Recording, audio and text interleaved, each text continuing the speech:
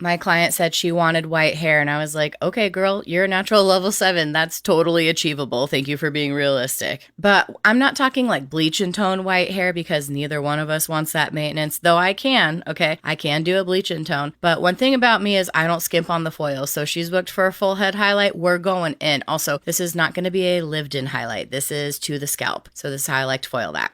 Number one step though, when your clients are like, hey, I want to be blonder, I want my hair to be whiter, I want it to be brighter, you got to make sure that the ends are bright. And what I notice a lot of the time is they're not as bright as they could be. So what I like to do is I like to go in and weave out in every single foil. Yes, it's exhausting. Weave out every dark piece and bring my lightener through it. Get the light bits out of the way that you can't overlap on. As a younger stylist, and what I will sometimes see when people come sit in my chair like this girl, it's her second appointment, and I'm not here to talk poorly about anyone else, but there was a lot of different banding in the hair, is I noticed that there's like patches of light and then there's patches of brass and dark. And what I think happens is sometimes stylists like myself when I was younger will bring that lightener down the foil to where the line of demarcation is, and then they'll just like call it quits because they don't want to risk overlapping on those blonde pieces and causing breakage, but also like just don't quite have the skill set yet to weave out the dark pieces and lighten those. So this is your sign to start practicing that. And then same thing in the back when I tease all of that fragile hair out of the way to do tip outs, because again, we want the blonde on the ends to match the blonde that's going to be on the top. When I push all of that damaged light hair out of the way, there was so much dark exposed. And then I picked out a couple of the blonde pieces and put my lightener on there. I always get comments that are like, well, let's say they're mostly on a certain app,